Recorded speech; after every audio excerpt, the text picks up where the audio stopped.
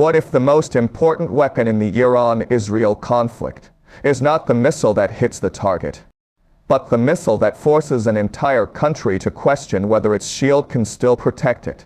Because modern wars are built on confidence. Confidence that radar can see. Confidence that interceptors can react. Confidence that technology can create a barrier between civilians and destruction. But what happens when the weapon attacking that confidence is not designed to destroy the shield, but to reveal its limits? On July 19, 2026, the world watched a familiar scene unfold over the Middle East. Missiles launched, air defenses activated, interceptors climbed into the sky. Radar screens filled with incoming tracks. And once again, the most advanced missile defense network on Earth was asked to do what it was built to do: protect a nation under attack. Something felt different, because the question was no longer, can Israel intercept Iranian missiles? The question became, how many times can Israel afford to be right? And that is a completely different battlefield. The hero of this story is not Iran. It is not Israel. It is not even the missile. Israel's layered air defense architecture, a system built over decades around one central promise: that technology can turn vulnerability into security. From the outside, it looks almost impossible to challenge. A network of radar, command centers, artificial intelligence, human operators making decisions in seconds. High above the battlefield, satellites watch. Far below, operators track hundreds of objects moving through the sky. On launch sites, missiles wait for the order to fire. Every part of the system exists for one purpose: to create time. Because in missile warfare, time is survival. But here is the first contradiction. The stronger a shield becomes, the more valuable the weapon designed to challenge it becomes. And that creates a race with no finish line. Every defense creates a new attack. Every interception creates a new missile design. Every technological advantage creates a new vulnerability. The shield is not the end of the competition. It is the reason the competition continues. To understand why this moment matters, imagine the battlefield from above. A satellite image of the Middle East at night. Military bases scattered across deserts. Airfields connected by invisible networks. And between them, thousands of kilometers of contested airspace. The missiles traveling through this space are not simply weapons. They are strategic messages. A missile launch tells an enemy, we can still reach you. But when one missile gets through, the meaning changes. Because defense is judged differently from offense. An attacker can fail 90 times and still create an effect. A defender can succeed 99 times and still face a crisis from the one time it fails. That is the brutal mathematics of missile defense. It is a battle between two different economic models of warfare. Iran's approach is based on volume. More launchers, more missiles, more opportunities to create pressure.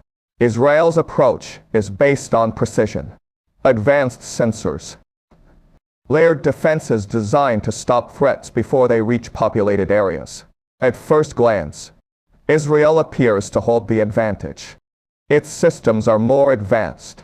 Its intelligence network is stronger. Its military technology is among the most sophisticated in the world. But here is the problem.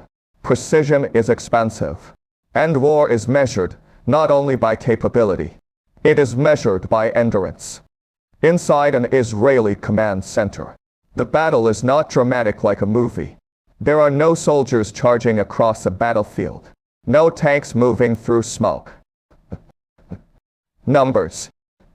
Probability calculations. A radar operator watches a small signal appear. Where will it land? How fast is it moving? Is it a real threat? Which interceptor should be launched? Every decision consumes resources. Every interception creates a cost. And every incoming missile forces the defender to spend. This reveals the first hidden battlefield. The real fight is not only happening in the sky. It is happening inside the mathematics of sustainability. The part most people miss is that missile defense is not a wall. It is a probability machine. A shield does not guarantee protection. It calculates risk. It buys time. That difference matters, because a wall either stands or falls. A probability system slowly changes. A few failures may mean nothing.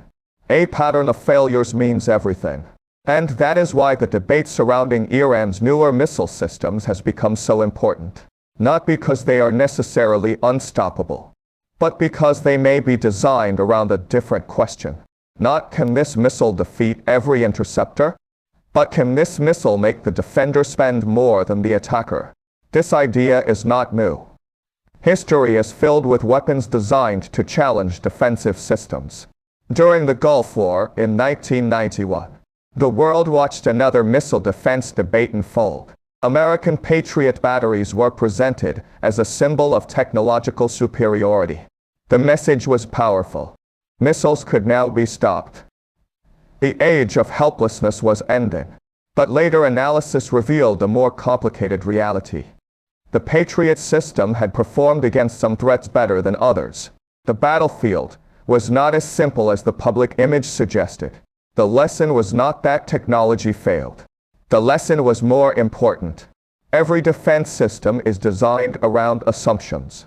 And the enemy's job is to break those assumptions. That is exactly why Iran's missile development matters. Because the strategic goal is not necessarily creating a weapon that cannot be stopped. The goal is creating a weapon that changes the defender's calculation. A missile that moves differently. A missile that creates uncertainty. A missile that forces Israel to ask, should we intercept this? Should we wait? The weapon is not only the missile. The weapon is the doubt it creates. Because missile defense is not only a military issue, it is an economic one. Every interceptor fired represents resources. Every radar system operating requires maintenance. Every battery deployed requires personnel. Every additional layer of protection requires money and logistics. Many offensive systems are designed to be cheaper. A country attacking a shield does not always need to defeat the shield completely. Sometimes it only needs to force the defender into an expensive cycle. A cycle where every defensive success creates another bill.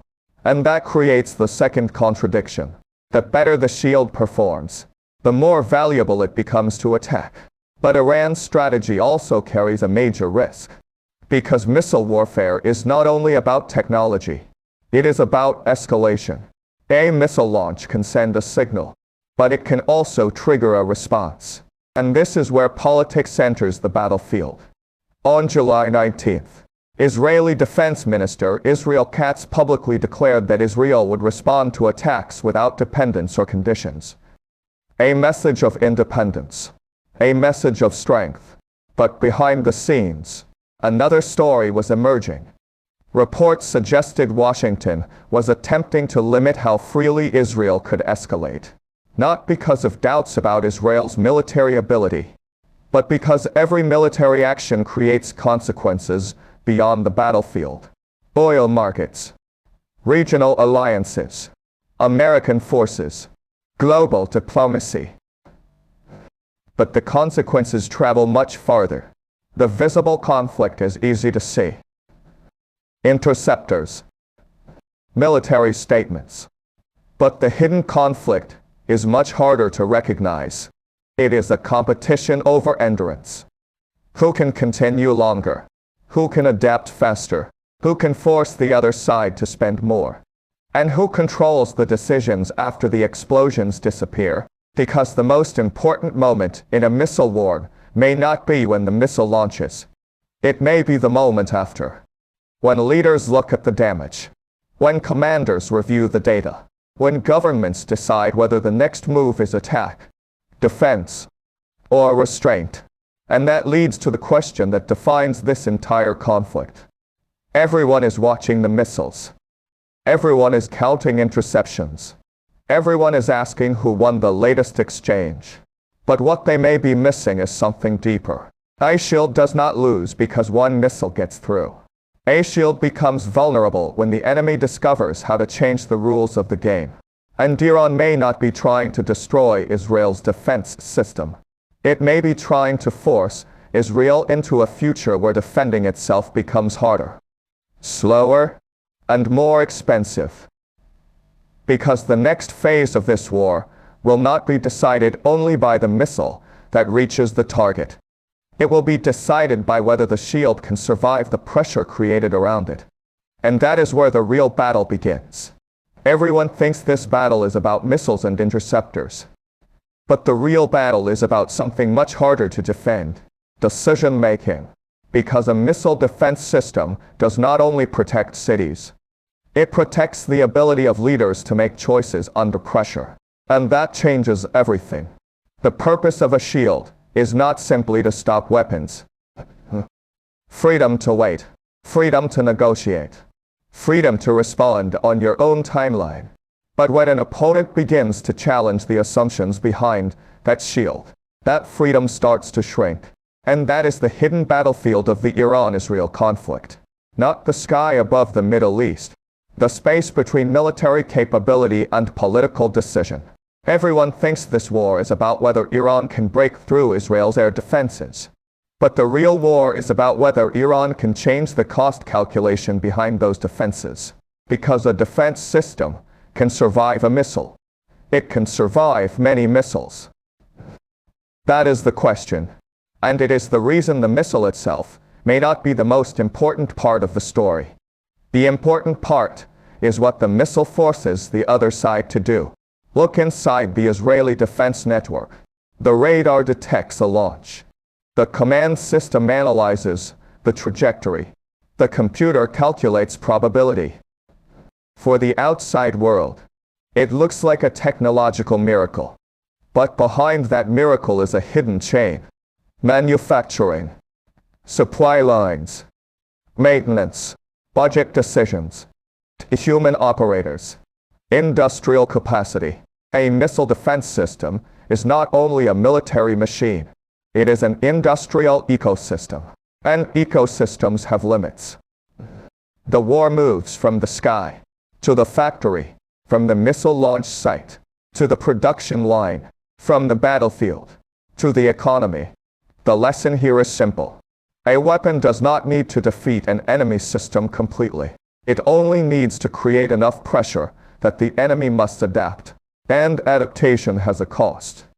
When Iran invests in cheaper offensive systems, it creates a challenge. When Israel responds with expensive defensive systems, it creates another challenge. The competition becomes a race between manufacturing speed and technological quality. Quantity versus precision. Cost versus capability. And history shows that these races rarely end with one perfect solution. This is why the missile defense debate cannot be separated from geopolitics. Because Israel does not operate its shield in isolation. The United States is deeply connected to Israel's defense architecture. American technology. American diplomatic support. American military presence. Every major escalation creates another question for Washington. How much support is required? How much escalation can be tolerated? And how much attention can the United States devote to the Middle East while preparing for competition elsewhere? The missile war in the Middle East is also a test of American strategic priorities. Thousands of kilometers away, another map is being watched. The Indo-Pacific. The Taiwan Strait. A different battlefield. A different strategic competition. But the connection is real. Because military resources are not unlimited. Every aircraft moved. Every missile system deployed. Every hour spent managing a crisis represents attention that cannot be used somewhere else. This does not mean one conflict determines another. But it reveals a larger reality. Great powers are always managing multiple calculations at the same time. A regional war can create global consequences without ever becoming a global war. The part most people miss is that the biggest advantage in modern conflict may not belong to the side firing weapons. It may belong to the side learning from the conflict. Every missile launched creates data. Every interception reveals information. Every defensive response exposes assumptions. A battlefield is also a laboratory. And this is where technology changes warfare. Because artificial intelligence, sensors. The question is no longer only, who has the better weapon today? Who learns faster?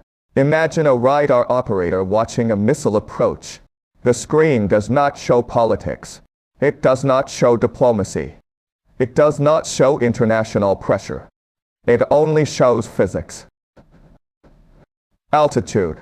Probability. But the decision afterward is human. Do we strike back? Do we wait? Do we escalate? Do we seek negotiations? This is where every modern military faces the same problem. Technology can accelerate decisions, but it cannot remove responsibility. And that creates the final contradiction. The more advanced warfare becomes, the more important human judgment becomes. Because a missile defense system can answer, can we intercept this threat? But it cannot answer. Should we? That decision belongs to governments. And governments operate under pressure. Public opinion, alliances, economics, domestic politics, international consequences. The battlefield may become more automated, but war itself remains deeply human. The bigger picture is that Iran's missile strategy and Israel's defensive strategy represent two different visions of future warfare. One side believes vulnerability can be created through uncertainty. The other believes vulnerability can be reduced through technology. Both approaches are logical. Both approaches have strengths. And both approaches have weaknesses. Iran cannot easily match Israel's technological advantages. Israel cannot completely remove uncertainty from the battlefield. The defender cannot guarantee safety. That is the reality of modern warfare. So what happens next? The future may not be decided by one dramatic missile exchange. It may be decided by smaller changes. How quickly Iran improves its missile systems. How quickly Israel adapts its defenses. How much support Washington provides. How much economic pressure each side can absorb. How regional countries respond. How global energy markets react. The war is not a single event. It is a competition between systems. Can Israel build a shield strong enough to stop every missile? The real question is, can any country maintain a defensive advantage when the cost of protection becomes higher than the cost of attack? Because every shield in history has eventually met a new challenge. The fortress met artillery. The battleship met aircraft. The aircraft carrier met missiles. Every generation believes it has created the final answer, until someone creates a new question. And that is why the Iran-Israel conflict matters far beyond the Middle East.